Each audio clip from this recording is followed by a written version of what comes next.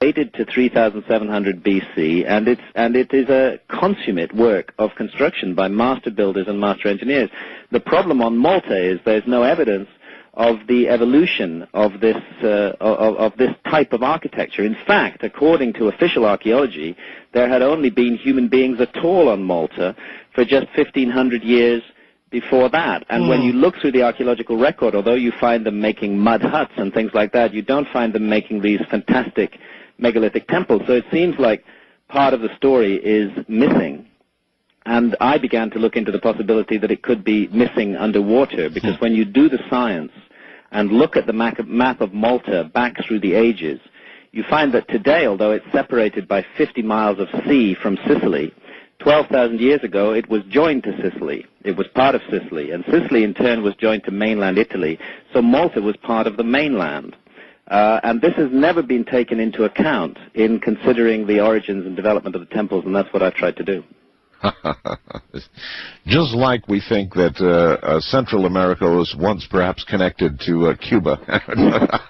Yeah. So, you know, this may not be just one place. You're certainly investigating one area of the world. I'm confident that it's a worldwide problem. I mean, look at the coast of Japan, for example. Yeah, that's another area where I've put an enormous focus in over the last 5 years, and there's been a great deal of controversy about whether the underwater structures there are man-made or whether they're some kind of freak natural formations. And one of the things I've concentrated on doing in my new book and in the TV series that goes with it is to really explore that argument. And I took an extremely skeptical geologist with me to Japan to dive on the structures there, and even he had to admit that the most spectacular of all of these structures is one that he simply cannot explain by any known natural forces. Mm-hmm.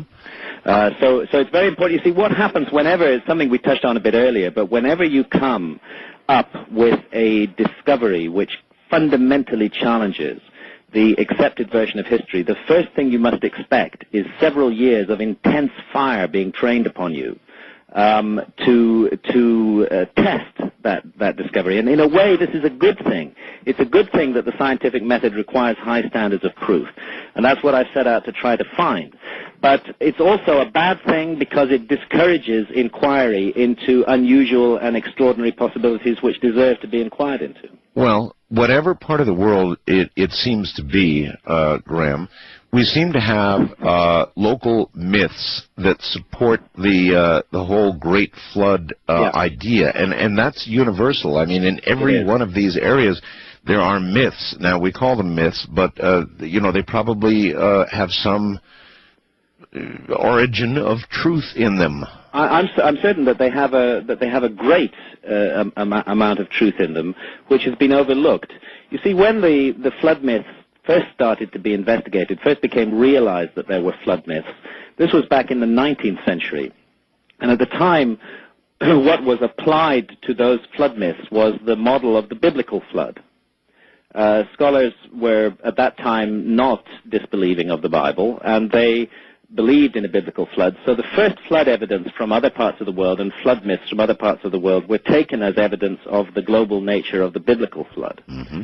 Then this, as time passed and scientific archaeology developed, this view began to be questioned, and it became unpopular amongst scientists to believe in such a thing as the global flood of Noah described in the Bible. And the new view began to take over, the so-called rational scientific Western view began to take over, that these were just myths which had been made up by primitive people. Perhaps they experienced a small river flood, and in their benighted ignorance they imagined that it had affected the whole world. This, believe it or not, is the scholarly position on flood myths. I've also heard reputable scholars say that flood myths are kind of psychological projections to do with the birth process.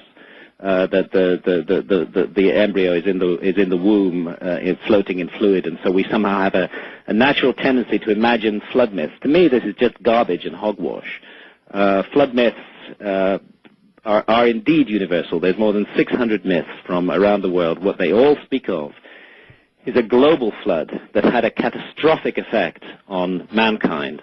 And what almost all of them say is that part of that catastrophic effect was the removal of a former civilization which had angered the gods and brought the flood down upon itself. And I don't think, now that we have very good science on the series of cataclysms that hit the world at the end of the Ice Age, I don't think we can afford to ignore anymore the possibility that the flood myths may be speaking about the end of the Ice Age.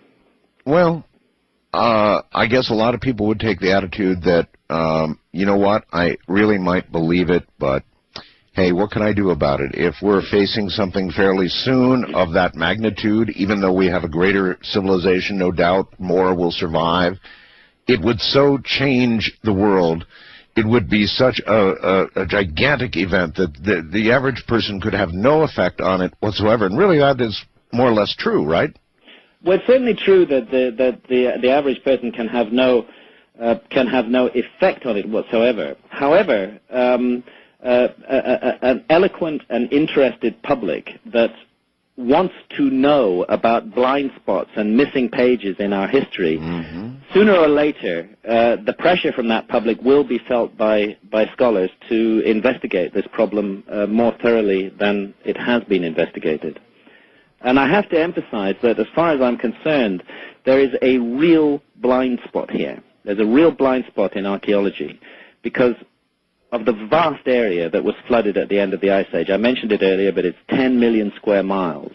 That's 3 times the size of Canada. It's the size of Europe and China added together. It's the size of South America and the U.S. added together. Well, their blind spot in this area could lead to mankind's being blindsided. Definitely, definitely. If we have an incomplete picture of our past, if we've built our picture, because our picture of the past, either consciously or unconsciously, forms the platform on which we build our future.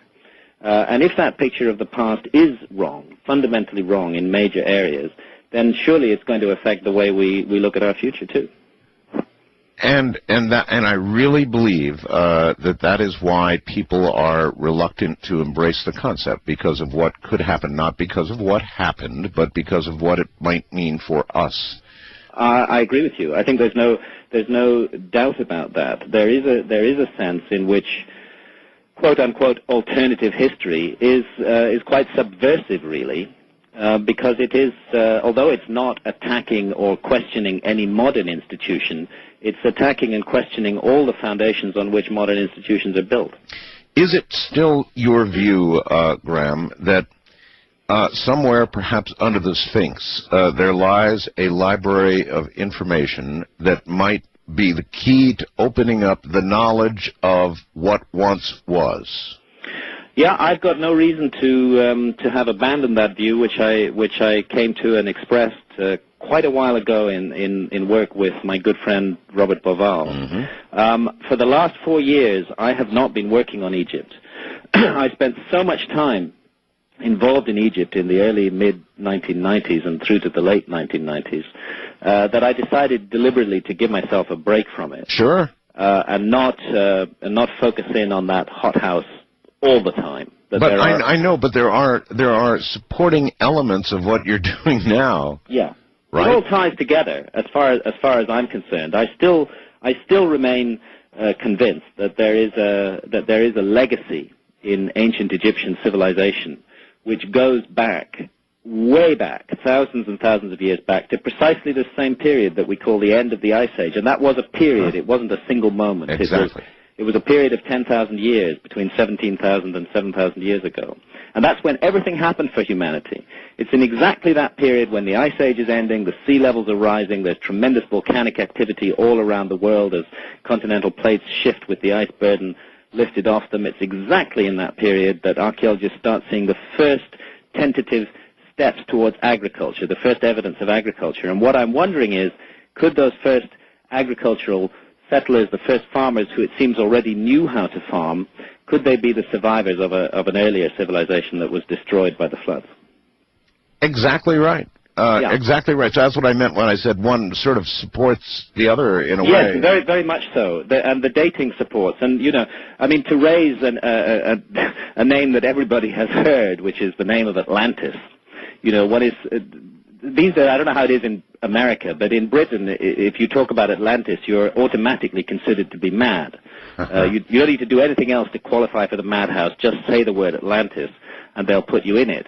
However, that's a very irrational view of Atlantis. What's intriguing about the Plato story of Atlantis is that he actually puts a date on it, which very few myths do.